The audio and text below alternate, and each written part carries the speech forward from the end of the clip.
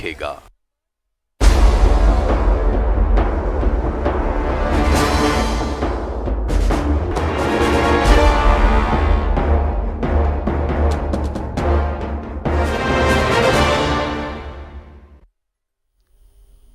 नमस्कार, मैं आरती सिंह। आप देख रहे हैं न्यूज 11 भारत और वक्त हो चला है खबर खास का। झारखंड में कोरोना अब कहर बरपा रहा है। एक दिन की खामोशी के बाद सूबे में फिर से कोरोना के 4 मरीज मिले। झारखंड की राजधानी रांची के हॉटस्पॉट हिंदपीढ़ी इलाके में 3 नए पॉजिटिव केस सामने आए हैं।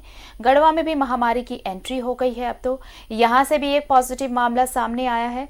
इन नए आंकड़ों के सामने आने के बाद झारखंड में संक्रमितों की संख्या 49 पहुंच गई है। सूबे के 9 जिले अब कोरोना की चपेट में है। मंगलवार को राज्य में एक भी मामला सामने नहीं आया, लेकिन बुधवार को हिंदपीढ़ी से आए नए मामले ने राज्य की चिंता बढ़ा दी है। राज्य के हिंदपीढ़ी में राज्य का सबसे ज्यादा मामला है। बोकारो का चंद्रपुरा गांव मरीजों की संख्या में दूसरे नंबर पर है। राज्य में कोरोना वायरस की चपेट में आने से 3 लोगों की मौत हो चुकी है। बुधवार को हिंदपीढ़ी में कोरोना के 3 नए मरीज मिले। इससे यहां मरीजों की संख्या बढ़कर 27 हो गई है। वहीं गढ़वा के पाहन टोली का ये मरीज 31 मार्च को रांची के लेक व्यू अस्पताल में भर्ती हुआ था, जहां पूर्व डीडीसी भी भर्ती थे और जिनकी मौत 18 अप्रैल को गुरुग्राम के एक अस्पताल में हुई थी।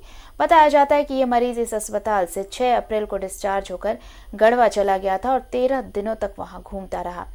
झारखंड में अब तक रांची में 28, बोकारो में 10, हजारीबाग में 3, सिमडेगा में 2, धनबाद में 2, कोडरमा में 1, गिरिडीह में 1, देवघर में 1 और गढ़वा में 1 मरीज मिले हैं। वहीं रांची में 2 और बोकारो में 1 मरीज की मौत हो चुकी है।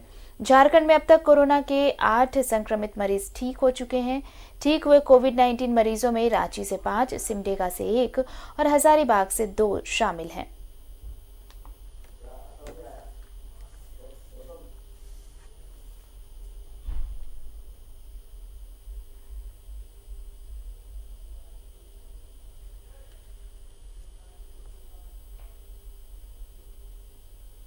रिम्स में भर्ती हिंदपीढ़ी के एक ही परिवार के 4 लोगों को बुधवार देर रात छुट्टी दे दी गई। इनमें एक बच्चा भी शामिल है। मंगलवार को इन सभी की दूसरी जांच रिपोर्ट नेगेटिव आई।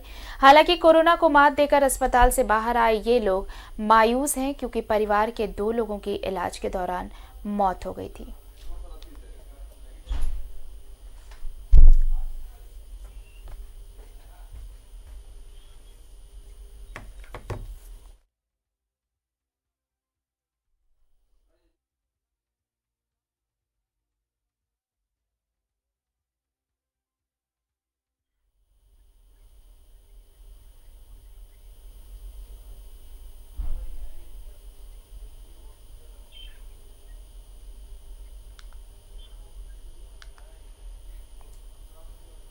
और कोरोना के कहर के बीच बोकारो से एक अच्छी खबर आई है। जिले के पहले मरीज के साथ 6 संक्रमित जो हुए थे उनके रिपोर्ट नेगेटिव आए हैं। इन सभी की जांच रिपोर्ट नेगेटिव आई है। एक बार फिर सभी की जांच होगी। दोबारा नेगेटिव मिलने पर इन्हें अस्पताल से छुट्टी दे दी जाएगी।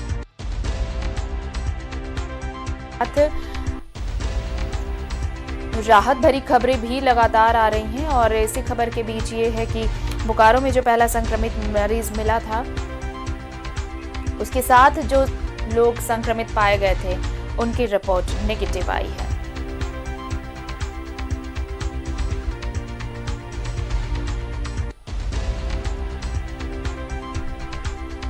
तो बोकारो से एक राहत भरी खबर है।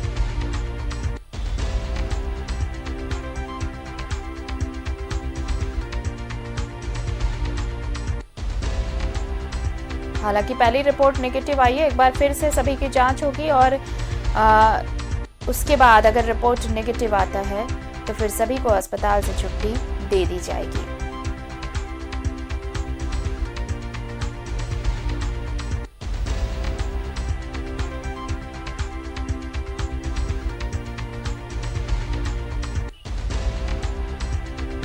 तो बोकारो से ये राहत वाली खबर। पहला जो संक्रमित मरीज मिला था उनके साथ जो लोग जिनकी रिपोर्ट पॉजिटिव आई थी उन सभी की रिपोर्ट अब पहली रिपोर्ट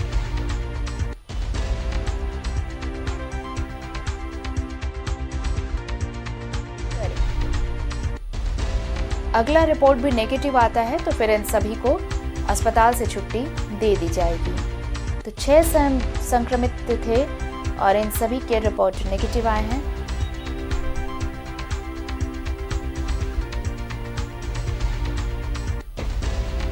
एक बार फिर सभी की जांच होगी और इस बार अगर रिपोर्ट नेगेटिव पाई जाती है तो इन्हें अस्पताल से छुट्टी दे दी जाएगी।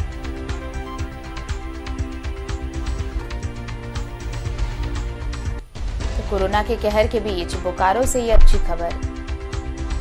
पहले मरीज के साथ 6 लोग जो संक्रमित हुए थे उनकी रिपोर्ट नेगेटिव आई है। एक बार और जांच होगी। और ज्यादा जानकारी लेते हैं, सहयोगी सुरेंद्र इस वक्त हमारे साथ फोन लाइन पर जुड़े हुए हैं। सुरेंद्र, ये राहत भरी खबर है कि जो संक्रमित 6 थे उनकी पहली रिपोर्ट जो है वो नेगेटिव आई है।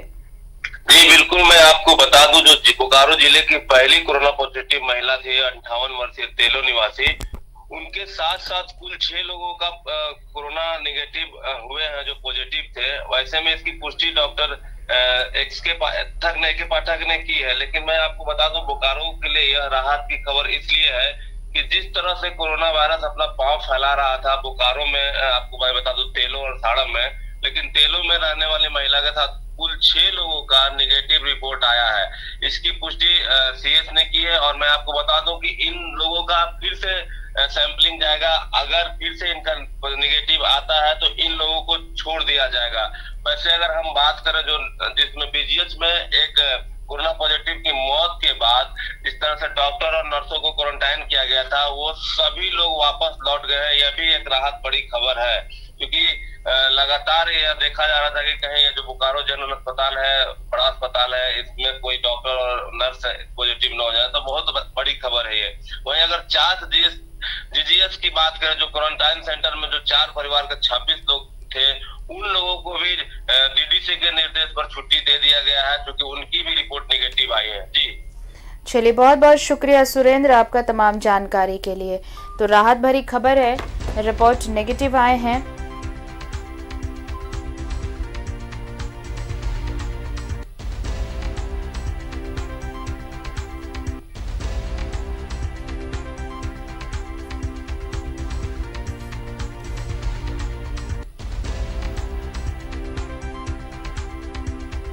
बोकारो में राहत भरी खबर, जिस तरह से सूबे में लगातार मामला बढ़ता जा रहा है, ऐसे में ये बहुत बड़ी राहत की खबर है कि जो 6 लोग संक्रमित हुए थे पहले मरीज के साथ, उनकी रिपोर्ट नेगेटिव आई है और एक बार और इनकी जांच होगी और अगर दोबारा से इनकी रिपोर्ट नेगेटिव आते हैं तो इन्हें अस्पताल से छुट्टी दे दी जाएगी।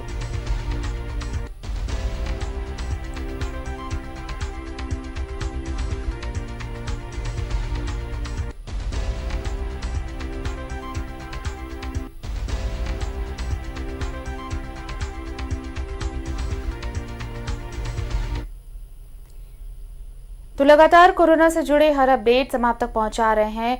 तो एक तरफ जहां मरीजों की संख्या बढ़कर 49 हो गई है, वहीं दूसरी तरफ राहत की खबरें भी आ रही हैं। जैसे बोकारो से अभी खबर आई। तमाम मुद्दों पर चर्चा के लिए हमारे सहयोगी हमारे साथ जुड़ रहे हैं। फिलहाल हम अपने सहयोगी विनीत के पास चलते हैं, रांची से हमारे साथ इस वक्त जुड़े हुए हैं। विनीत, देखिए, राहत की खबरों के बीच ये भी खबर है कि मामले लगातार बढ़ रहे हैं। आप देखिए, कल भी 4 नए मरीज सामने आ गए और अब तो ये आंकड़ा बढ़कर 49 हो गया है। ऐसे में अब चिंता की लकीरें लगातार बढ़ती जा रही हैं। गढ़वा भी इस लिस्ट में शामिल हो गया है अब तो।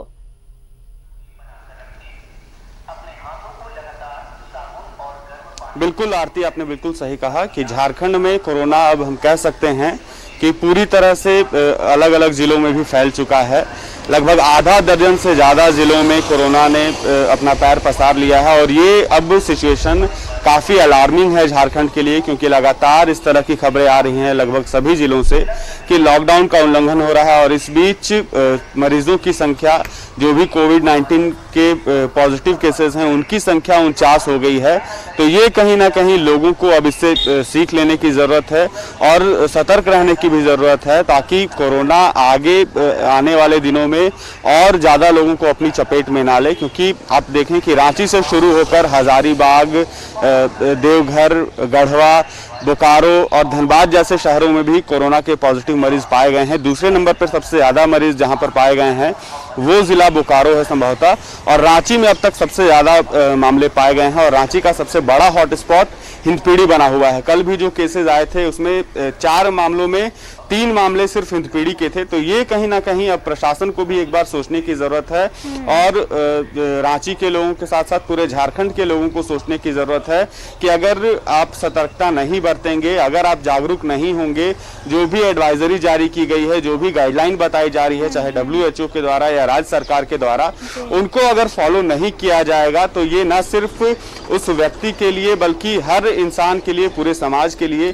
पूरे राज्य के लिए घातक साबित हो सकता है। एक भी चूक कोई भी अगर व्यक्ति करता है, चाहे वो किसी व्यक्ति को किस लक्षण इस तरह के लगते हैं, जो भी सिम्टम्स बताए जा रहे हैं कि कोरोना के ये सिम्टम्स हैं, चाहे सूखी खांसी हो या बुखार के लक्षण हो, तो इन सारी चीज़ों के बीच लेकिन आप देखें तो प्रशासन भी काफ़ी इस पूरे मामले में सतर्क दिख रहा है। और आपने देखा कि बाकी राज्यों के तर्ज पर झारखंड में भी गुटखा, खैनी और सिगरेट वगैरह जितने भी तंबाकू हैं उनके सार्वजनिक स्थलों पर इस्तेमाल करने और थूके जाने पर पूरी तरह से प्रतिबंध लगा दिया गया है, ताकि कोई भी संक्रमण का जो भी सिम्टम्स है या फिर जो भी वजह बन सकती हैं संक्रमण की, उन सारी चीज़ों पर बैन लगाने की अब तैयारी हो चुकी है। और प्रशासन ने बिल्कुल यह तय कर दिया है और सख्ती से इस निर्देश को लागू किया है कि कोई भी व्यक्ति अगर इन सारी चीज़ों का उल्लंघन करता हुआ दिखेगा तो उसे दंडनीय अपराध दिया जाएगा। तो प्रशासन पूरी तरह से मुस्तैद है। राज्य सरकार की ओर से, जिला प्रशासन की ओर से लगातार ये कोशिश की जा रही है कि संक्रमण को रोका जा सके। अब लोगों को अभी भी वक्त है, जागरूक होना होगा और प्रशासन का साथ देना होगा, क्योंकि सारी की सारी ये कोशिशें, सारी की सारी कवायदें धरी की धरी रह जाएंगी अगर लोग सचेत नहीं हुए, लोगों ने प्रशासन का साथ नहीं दिया तो। प्रशासन का साथ देना बहुत जरूरी है विनीत, और अगर ये सपोर्ट नहीं मिला तो इस जंग को जीतना नामुमकिन हो जाएगा। चलेंगे अपने सहयोगी अभिषेक के पास, इस वक्त हमारे साथ धनबाद से जुड़े हुए हैं। अभिषेक, देखिए अब मामला जो है हाथ से फिसलता हुआ मानो नजर आ रहा है, क्योंकि अब रोजाना आप अगर 24 घंटों का गैप भी ले ले तो उसके बाद हर एक जिला, एक नया जिला इस लिस्ट में शामिल होता जा रहा है जो इन्फेक्टेड डिस्ट्रिक्ट्स हैं। अब गढ़वा भी जुड़ गया है। अब ऐसे में ये चिंता जो है वो बढ़ती जा रही है कि आखिर कैसे इस पर लगाम लगाया जाए। हालांकि राहत की खबरें भी इस बीच आ रही हैं कि कुछ मरीज ठीक हुए हैं, कुछ के रिपोर्ट्स अब नेगेटिव आ रहे हैं, लेकिन जो आंकड़ा है वो थमता नजर नहीं आ रहा। अभिषेक जी बिल्कुल, आपने सही कहा आरती कि इस मामले में नया जिला जुड़ने के बाद चिंता बढ़ गई है। देखिए, पहले जब शुरुआती दौर पे मामला आया तो दक्षिणी छोटा नागपुर में, रांची में मामला आया। उसके बाद आप देखिए तो दूसरा मामला जो है उत्तरी छोटा नागपुर में पहुंचता है, मतलब हजारीबाग और बोकारो इन्फेक्टेड होते हैं। और जाहिर है कि इसके बाद हमारे धनबाद में भी मामले आ गए। तो आप उत्तरी छोटा नागपुर के बाद अब ये जो है तीसरा जो जोन है जो आगे बढ़ा, देवघर और आपने गढ़वा की जो बात बताई, एक तरह से कहें कि ये संथाल की तरफ बढ़ा। इसका मतलब इसी बात की चिंता है। अभी तक अगर अछूता है तो कोल्हान ही है। तो इस वक्त में प्रमंडलीय हिसाब से अगर बात करें तो सबसे ज्यादा इस वक्त में चिंता है कि हमारे नए इलाके में, नए जोन में ये प्रवेश नहीं करे, संक्रमण का खतरा नहीं बढ़े, और इसी को रोकना सबसे ज्यादा जरूरी है। हाँ, एक बात और अच्छी बात है आर्थिक के स्वास्थ्य विभाग धनबाद के मामले वगैरह का है तो स्वयं जो है मुख्यमंत्री हेमंत सोरेन सक्रिय हैं और उनका स्वास्थ्य महकमा काफी सक्रिय है। और खुद कल स्वास्थ्य मंत्री बन्ना गुप्ता एक आम आदमी की तरह जो है वो सीधे चुपके से आए, बिना बताया, किसी प्रशासनिक अधिकारी को उन्होंने सूचना नहीं दी, ना तो डीसी, एसएसपी और किसी भी जिला के तमाम स्वास्थ्य विभाग के अधिकारियों को सूचना नहीं दी। वो चुपचाप आए और पीएमसीएच का निरीक्षण किए। उन्होंने यहाँ के हालात को अपने स्तर से जायजा लिया, देखा, और यहाँ की जो व्यवस्था थी, खासतौर पे उन्होंने साफ सफाई का इंतजाम अच्छा नहीं होने कर बद इंतजामी कर झाड़ भी लगाई, अधिकारियों को डांटा भी।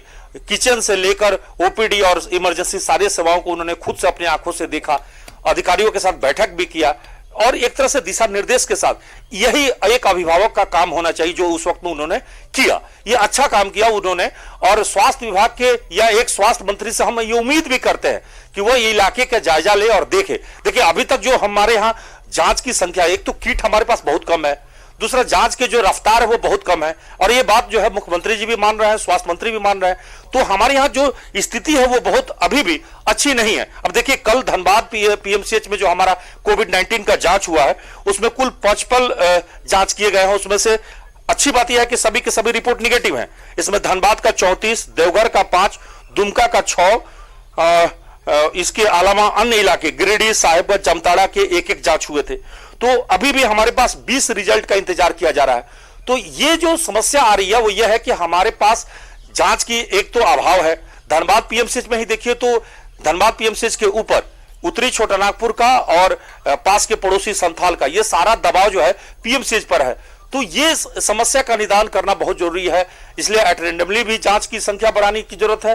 साथ साथ हमें और भी बेहतर करने की जरूरत है, क्योंकि स्वास्थ्य व्यवस्था को सुधार करके हैं हम संक्रमण पर काबू पा सकते हैं। दूसरा कोई उपाय नहीं बचा है। ये मेडिकल इमरजेंसी है, ये बात समझना होगा।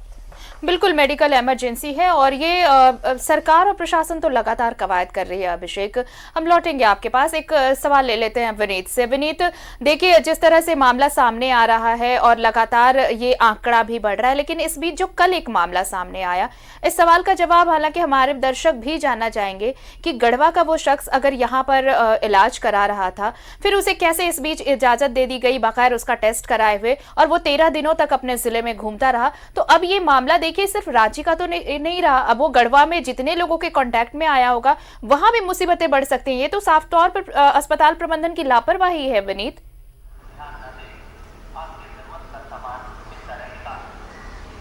देखिए, इसे लापरवाही बिल्कुल हम कह सकते हैं, क्योंकि इस तरह की घटनाएं रांची में पहले भी सामने आई थी। आपने देखा कि बुंडू में जो व्यक्ति संक्रमित पाया गया था उसके साथ भी कुछ इसी तरह से घटना घटी थी। ये सारा प्रकरण जिस तरह से चला था, उसके बाद जैसे ही बुंडू के माफ कीजिएगा बेड़ो के व्यक्ति को पॉजिटिव पाया गया तो उसे न सिर्फ आइसोलेशन में रखा गया, उसे उचित इलाज के लिए भेजा गया, बल्कि पूरे गांव को भी सील करके और उसके कॉन्टैक्ट हिस्ट्री को तलाशने की कोशिश की गई, किन किन लोगों से उसने संपर्क किया, किन किन लोगों से मुलाकात की। और इस सारे प्रकरण पे रांची के एक विधायक बंधु तिर्की ने, जो कि मांडर विधानसभा का प्रतिनिधित्व करते हैं, उन्होंने भी सवाल खड़े किए थे कि आखिर एक शख्स जिसमें कोरोना के लक्षण पाए जा रहे हैं और उसे अगर रिम्स में भर्ती के लिए या फिर उसका ब्लड सैंपल लिया गया है टेस्ट के लिए, उसके बावजूद वो व्यक्ति कैसे निकल सकता है। हजारीबाग में भी इस तरह की घटना सामने आई थी कि 2 दिनों तक लिट्टी खाने और चाय पीने के लिए एक कोरोना का संक्रमित व्यक्ति अस्पताल से निकलकर सड़कों पर घूमता रहा। तो कहीं ना कहीं इन सारी चीजों में अस्पताल प्रबंधन की कोताही थोड़ी सी देखने को मिल रही है, लेकिन इन सारी चीज़ों के बीच जो फ्रंट लाइन वॉरियर्स हैं वो अस्पताल के कर्मी ही हैं, उनकी हौसला अफजाई की ज़रूरत है। और शायद यही वजह है कि केंद्र सरकार ने कल एक नोटिफिकेशन जारी करके यह कहा कि जो लोग भी फ्रंट लाइन वॉरियर्स यानी कि अस्पताल कर्मियों या फिर स्वास्थ्य कर्मियों के संग बदसलूकी करेंगे, न सिर्फ उन्हें जेल जाना पड़ेगा बल्कि उन्हें भारी भरकम जुर्माना भी चुकाना होगा। लेकिन जमानत भी नहीं होगी, ये भी साफ तौर पर कहा है कि अगर इस तरह से अटैक होता, अगर उन्हें परेशान किया जाता है तो ऐसे मामलों में जमानत भी नहीं होगी, ये भी कहा गया है। विनीत और अभिषेक, लौटेंगे आपके पास, रुकेंगे हम छोटे से ब्रेक के लिए, हमारी चर्चा जारी रहेगी। देखते रहिए न्यूज़ 11 भारत।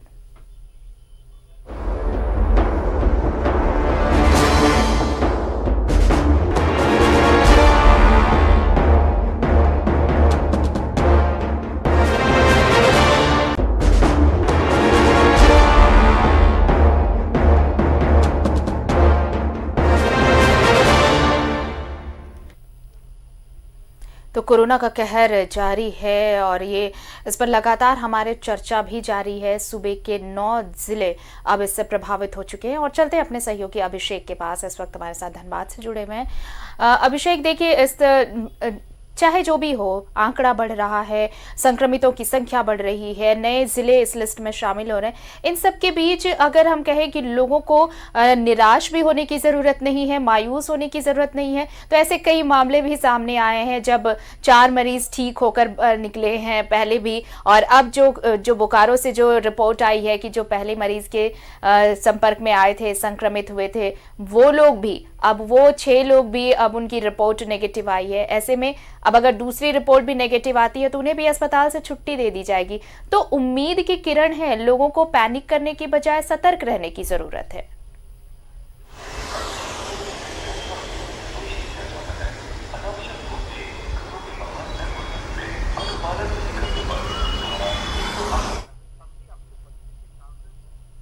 बचने के चांसेस 99.99% है। मतलब इसमें खतरा बिल्कुल जो अगर कहें तो 100 में सिर्फ 2.5% का खतरा रहता है। यानी मौत का दर भी अगर बात करें तो बेहद कम है भारत की तुलना की बात करें। मैंने पहले ही बताया कि इस हालात में जब ये चर्चा हम लोग जब ये कर रहे हैं तो दुनिया के अन्य देशों की तुलना आप करेंगे, अमेरिका, स्पेन, फ्रांस, जर्मनी, ये दूसरे देशों की तुलना जब आप करेंगे तो उसके तुलना में यूके, तो भारत का जो है संक्रमण का दर भी और मौत का दर भी, ये दोनों बेहद कम है। और इसीलिए आज अगर दुनिया के आकलन किया जा रहा है तो हमारे भारत के प्रधानमंत्री को सर्वश्रेष्ठ जो है, सबसे बेहतर जो है रिकवरी के दृष्टिकोण से एक बेहतर अगुवा के रूप में, नेतृत्वकर्ता के रूप में चिन्हित किया गया है, जिन्होंने सही समय पर सही फैसला लेकर अच्छा कदम उठाया। लेकिन इसके साथ साथ हमें क्या करना है वो ध्यान रखिए। सबसे ज्यादा जरूरी है कि अभी लॉकआउट का पालन अगर हम करेंगे, सोशल डिस्टेंस का जब पालन करेंगे तो ये चेन टूटेगा। और जब तक हम रुकेंगे नहीं, एक जगह से जाना आना बंद नहीं करेंगे, ये समस्या बढ़ेगी। आप देखिए झारखंड में भी ये रफ्तार क्यों आई। आज हमारे यहाँ झारखंड में जो मामले आए उसका कारण ये है कि ज्यादातर जो लोग बाहर में थे, जहां कहीं भी, वो आए और उन्होंने बताया नहीं, इलाज नहीं कराया, जांच नहीं कराया। नतीजा है कि अब उसका जो है हमें भुगतना पड़ रहा है। यानी जिन इलाकों में ये मरीज गए या संक्रमण कहीं दूसरी जगह फैलाए, ये धीरे धीरे तादाद बढ़ती गई। यानी झारखंड पहले से काफी अछूता था, बचा हुआ था। तो हमें रुकना होगा, कहीं एक जगह ठहरना होगा। और अब भी जो लोग ये समझते हैं कि हमें कुछ नहीं होगा, कोरोना हमें कुछ नहीं कर पाएगी, ये समझना होगा कि ये अलार्मिंग सिचुएशन है, खतरा टला नहीं है। मुख्यमंत्री के साथ में सभी राज्यों के मुख्यमंत्रियों के साथ जो है प्रधानमंत्री 27 को बात भी करेंगे। और ये भी देखना होगा क्योंकि 3 मई तक का जो सेकेंड लॉकडाउन, जो हमारा लॉकडाउन 2 है, ये तभी सफल होगा जब हम इस बीच में इस कोरोना महामारी को रोकने में कामयाब हो जाएंगे। नहीं तो फिर हमें और ज्यादा सोचना पड़ेगा, फिर सरकार को भी सोचना पड़ेगा कि इसको हम आगे बढ़ाएं। बिल्कुल, और सोचने का वक्त तो आ ही चुका है अभिषेक। अब इसमें कोई दो राय नहीं कि सोचने का वक्त आ चुका है, ये मंथन करने का वक्त आ चुका है कि हमें ठहरने को क्यों कहा गया। वक्त कम है, हम एक छोटा सा जवाब विनीत से भी ले लेंगे। विनीत, देखिए, जैसा कि आपने पहले कहा कि सपोर्ट बहुत जरूरी है, सहयोग जरूरी है, अभिषेक भी कह रहे हैं कि सोचना होगा। और अगर अब नहीं सोचे, अब नहीं सचेते तो वक्त हाथ से वैसे भी निकल रहा है। और कहीं ऐसा ना हो कि वक्त हाथ से पूरी तरह निकल जाए, मुट्ठी से फिसल जाए ये वक्त, और बस सोचने का भी वक्त हमारे पास ना बचे।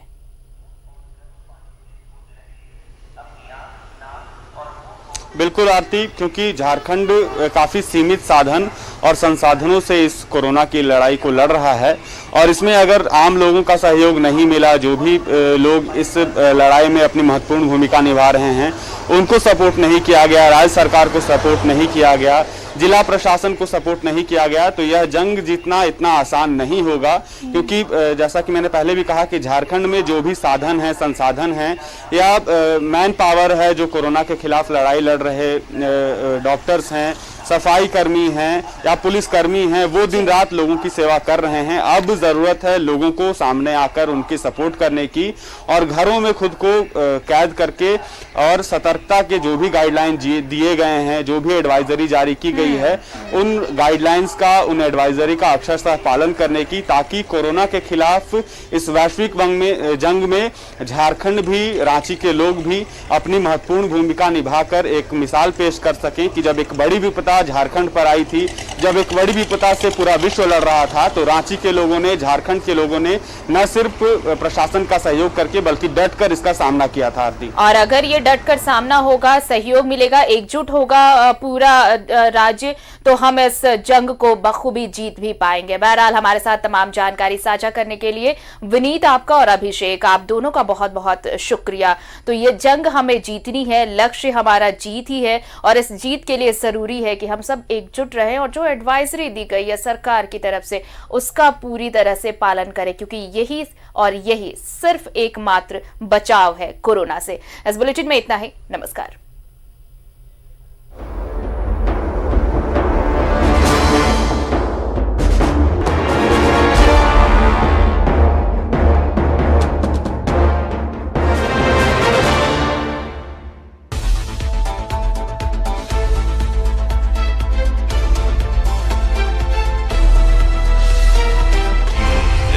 सच है।